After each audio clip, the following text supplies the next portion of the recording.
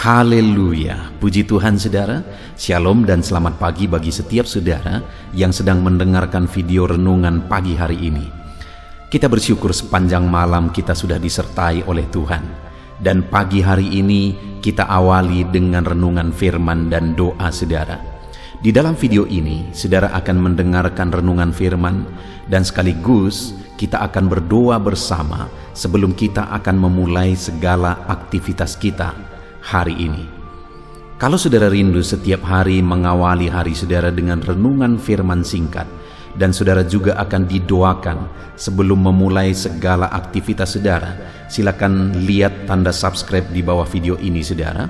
Kalau tanda subscribe masih berwarna merah, silakan ditekan dan tekan juga tanda loncengnya. Maka setiap pagi saudara akan mendapatkan renungan pagi singkat, dan saudara akan didoakan setiap pagi untuk mengawali hari saudara setiap hari. Puji Tuhan saudara, sebelum kita akan berdoa bersama, saya rindu kita merenungkan firman Tuhan yang akan menjadi renungan kita di sepanjang hari ini dalam kita melakukan segala aktivitas dan pekerjaan kita. Adapun teks firman Tuhan yang menjadi dasar bagi renungan kita pagi hari ini saudara, sebelum kita akan melaksanakan segala kegiatan kita, adalah dari Matius pasal yang ke-8, mulai ayat 5 sampai ayat yang ke-13. Saya akan membacakan firman Tuhan ini dan kemudian akan menjelaskannya kepada setiap saudara. Mari siapkan hati dan pikiran saudara. Pastikan pagi hari ini saudara benar-benar diberkati oleh firman Tuhan. Matius pasal yang ke-8, mulai ayat 5 sampai ayat 13. Demikian firman Tuhan. Yesus menyembuhkan hamba seorang perwira di Kapernaum. Ketika Yesus masuk ke Kapernaum, datanglah seorang perwira mendapatkan dia dan memohon kepadanya, "Tuan, hambaku terbaring di rumah karena sakit lumpuh, dan ia sangat menderita." Yesus berkata kepadanya, "Aku akan datang menyembuhkannya." Tetapi jawab perwira itu kepadanya, "Tuan, aku tidak layak menerima Tuhan di dalam rumahku. Katakan saja sepatah kata, maka hambaku itu akan sembuh. Sebab aku sendiri seorang bawahan, dan di bawahku ada pula prajurit. Jika aku berkata kepada salah seorang prajurit itu pergi, maka ia pergi, dan kepada seorang lagi datang, maka ia datang. Ataupun kepada hambaku kerjakanlah ini, maka ia mengerjakannya." Setelah Yesus mendengar hal itu, heranlah ia dan berkata kepada mereka yang mengikutinya, "Aku berkata kepadamu, sesungguhnya iman sebesar ini tidak pernah aku jumpai pada seorang pun di antara orang Israel. Aku berkata kepadamu, banyak orang akan datang dari timur dan barat, dan duduk makan bersama-sama dengan Abraham, Ishak dan Yakub di dalam kerajaan sorga. Sedangkan anak-anak kerajaan itu akan dicampakkan ke dalam kegelapan yang paling gelap. Di sanalah akan terdapat ratap dan keretakan gigi." Lalu Yesus berkata kepada perwira itu, "Pulanglah, dan jadilah kepadamu seperti yang engkau percaya." Maka pada saat itu juga sembuhlah hambanya. Puji Tuhan saudara. Konteks dari firman Tuhan yang telah dibacakan kepada saudara adalah di mana satu kali ada seorang perwira di Kapernaum, dan dia punya seorang hamba yang dia kasihi, dan hambanya ini sakit. Dan kemudian dia datang kepada Yesus, menceritakan situasi hambanya, dan dia memohon kepada Yesus supaya Yesus menyembuhkan hambanya ini. Dan kemudian saudara, singkat cerita ayat 13 di sana dikatakan bahwa lalu Yesus berkata kepada perwira itu, "Pulanglah dan jadilah kepadamu seperti yang engkau percaya." Maka saat itu juga sembuhlah hambanya. Saudara, hari ini saya percaya kalimat yang diungkapkan Yesus kepada perwira ini, kita rindukan itu juga terjadi dalam hidup kita. Ketika Yesus berkata kepada perwira ini, "Jadilah kepadamu seperti yang engkau percaya." Saya percaya setiap kita rindu, apa yang kita inginkan, apa yang kita rindukan terjadi di dalam kehidupan kita. Dan untuk kita mengalaminya, saudara, di sini dikatakan jadilah kepadamu seperti yang engkau percaya. Perwira itu, dia memiliki seorang hamba yang sedang sakit, dan akhirnya hamba ini mengalami mujizat, hamba ini mengalami kesembuhan karena iman, karena kepercayaan perwira ini. Sehingga Yesus berkata, jadilah kepadamu, di mana yang dia inginkan adalah hambanya sembuh, dan benar-benar terjadi mujizat, hambanya sembuh karena perwira di Kapernaum ini percaya. Sehingga Yesus berkata, jadilah kepadamu seperti yang engkau percaya. Untuk kita mengalami yang kita inginkan, yang kita rindukan. Kalau saudara saat ini merindukan perkara besar terjadi dalam kehidupan saudara, di tengah keluarga saudara, dalam usaha pekerjaan saudara, dalam bisnis saudara, hari ini saudara akan melakukan kegiatan saudara, dan saudara rindu pekerjaan Tuhan nyata di sana, mujizat Tuhan nyata di sana, maka firman Tuhan hari ini menegaskan, jadilah kepadamu seperti yang engkau percaya. Jadi apa yang akan menjadi alasan Tuhan melakukan mujizat, perkara besar dalam hidup kita, saudara? Iman kita. Bagaimana Allah melakukan mujizat? Melalui iman. Bagaimana Allah melakukan perkara besar? Melalui iman. Bagaimana Allah memberkati hidup kita? Melalui iman. Bagaimana apa yang kita inginkan itu terjadi? Melalui iman. Karena jadilah kepadamu seperti yang engkau percaya, kata Tuhan Yesus. Itu yang dialami oleh perwira di Kapernaum itu, saudara. Dan yang luar biasa, di ayat 10 Yesus berkata, setelah Yesus mendengar hal itu, heranlah ia dan berkata kepada mereka yang mengikutinya, aku berkata kepadamu, sesungguhnya iman sebesar ini tidak pernah aku jumpai pada seorang pun di antara orang Israel. Ternyata iman yang menghasilkan mujizat yang dimiliki oleh perwira di Kapernaum ini adalah iman yang besar. Sampai Yesus berkata, tidak pernah aku jumpai iman sebesar ini.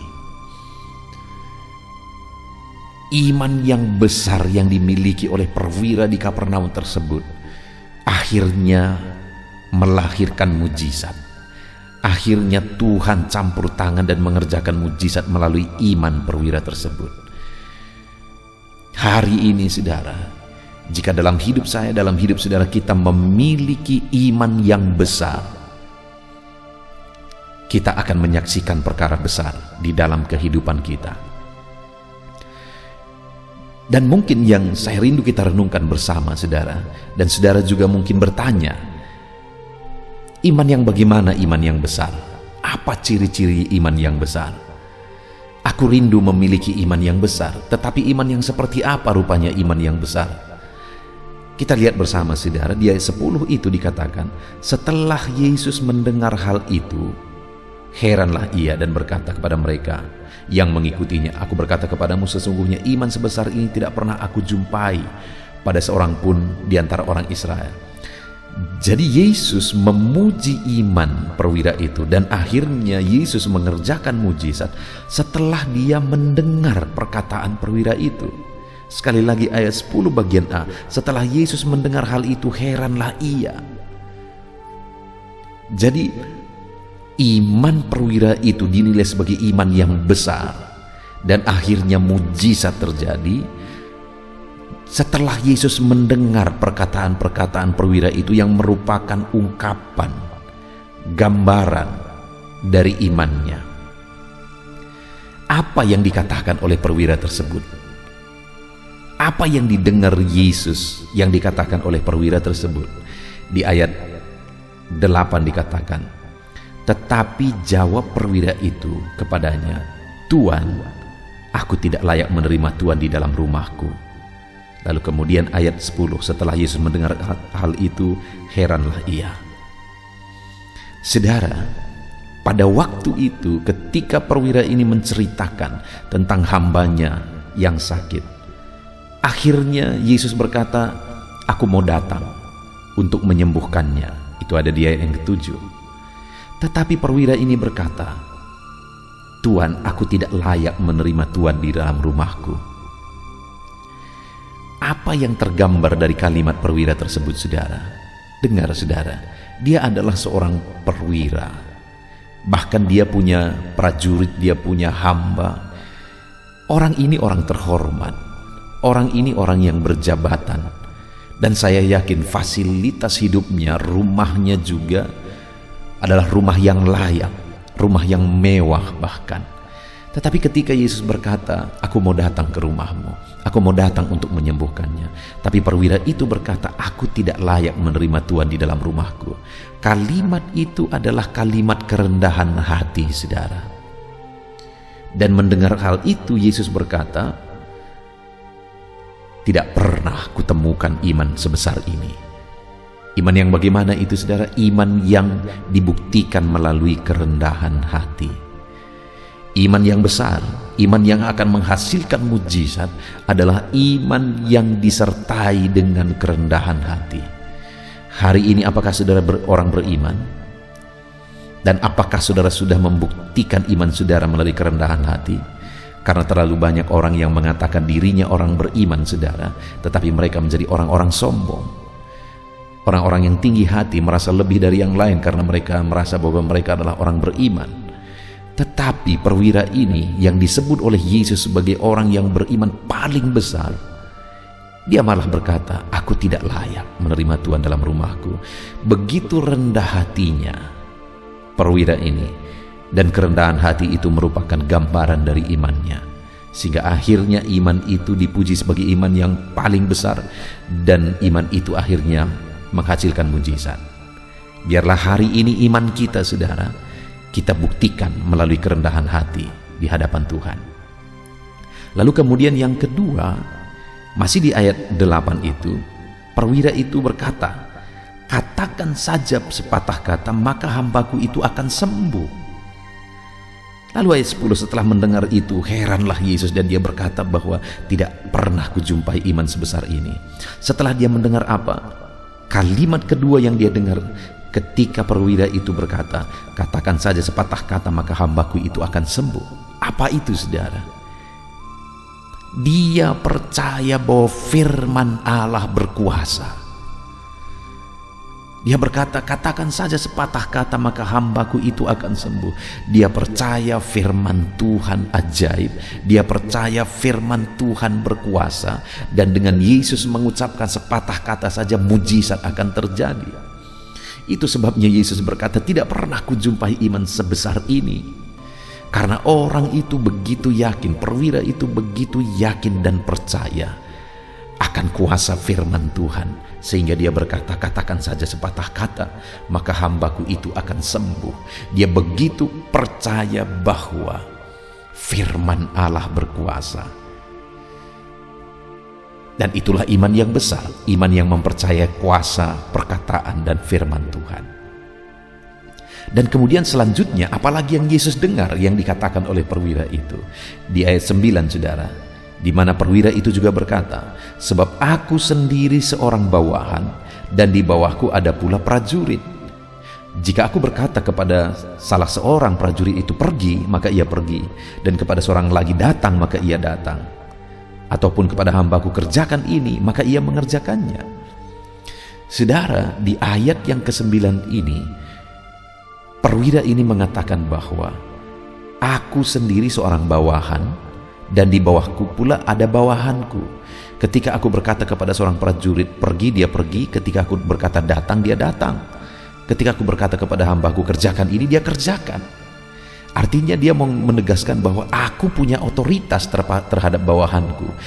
Dan sebenarnya kalimat ayat 9 itu dia ungkapkan untuk mengatakan bahwa engkau punya otoritas tertinggi. Yesuslah yang memegang otoritas tertinggi. Dan dia berkata, aku saja sebagai seorang perwira yang punya prajurit, yang punya hamba, aku bisa memerintah mereka. Mereka ada di bawah kuasa dan otoritasku. Apalagi engkau memiliki dan memegang otoritas tertinggi. Artinya tidak ada yang tidak akan tunduk bagimu, tidak ada yang tidak akan taat kepada perintahmu, dan tidak ada yang mustahil bagimu, karena engkaulah yang punya otoritas tertinggi. Itu yang dikatakan oleh perwira ini, saudara. Sehingga akhirnya Yesus berkata, belum pernah aku jumpai iman sebesar ini. Dan akhirnya hambanya itu disembuhkan. Saudara, kita bersyukur buat firman Tuhan di pagi hari ini. Kalau saya dan saudara rindu mengalami mujizat yang besar, Tuhan kerjakan perkara yang besar dalam hidup kita, milikilah iman. Iman yang disertai kerendahan hati, iman yang disertai keyakinan akan firman, keyakinan akan kuasa perkataan firman Tuhan, dan kemudian iman yang disertai dengan keyakinan bahwa Allah pemegang otoritas tertinggi. Itu sebabnya, saudara, mari kita jalani hidup kita dengan percaya bahwa Tuhan, Dia Allah yang melakukan mujizat. Dia lakukan mujizat bagi orang-orang yang membuktikan imannya dengan kerendahan hati, membuktikan imannya dengan keyakinan akan firman-Nya, dengan membuktikan imannya dengan keyakinan akan otoritasnya. Mari kita terapkan firman Tuhan, percaya bahwa Tuhan Allah kita akan melakukan mujizat jika kita memiliki iman yang benar. Terapkan dalam hidup kita, saudara. Kita bersyukur buat firman Tuhan. Biarlah firman Tuhan ini menjadi berkat, menguatkan saudara dalam saudara menjalani kehidupan saudara sepanjang hari ini. Tuhan memberkati saudara. Haleluya. Tiba waktunya untuk kita akan menaikkan doa-doa kita kepada Tuhan sebelum kita memulai segala aktivitas kita sepanjang hari ini, saudara. Mari kita sama-sama berdoa. Bapa di sorga, saat ini Tuhan, sebelum kami memulai aktivitas kami, terlebih dahulu kami datang kepadamu untuk bersyukur buat hari yang baru yang Tuhan beri bagi kami. Semuanya adalah anugerah Tuhan atas segala keberadaan kami, atas hari yang baru yang Tuhan beri bagi kami hari ini. Dan atas semuanya itu ya Tuhan, kami naikkan segala pujian, segala penghormatan, kemuliaan, pengagungan hanya bagi-Mu ya Tuhan. Engkau Allah yang begitu baik, Engkau Allah yang sangat baik bagi kami. Layaklah Engkau terima pujian, terima pengagungan daripada kami ya Tuhan. Dan saat ini Bapa, sebelum kami akan memulai aktivitas kami, terlebih dahulu kami datang kepadamu merendahkan diri, memohon berkat dan anugerah-Mu atas seluruh kehidupan kami ya Tuhan. Saat ini hamba berdoa bagi setiap anak-anak-Mu yang mendengarkan video renungan pagi hari ini. Hamba berdoa, biarlah anugerah Tuhan melimpah atas kehidupan anak-anak-Mu. Terlebih dahulu hamba berdoa bagi setiap anak-anak-Mu pribadi lepas pribadi, di mana hari ini mereka akan memulai segala aktivitas mereka. Bapa di sorga, Engkau Allah yang tahu segala aktivitas anak-anak-Mu, dan Engkau Allah kiranya yang campur tangan dan memberkati anak-anak-Mu dalam melaksanakan segala pekerjaan, aktivitas mereka, segala usaha mereka.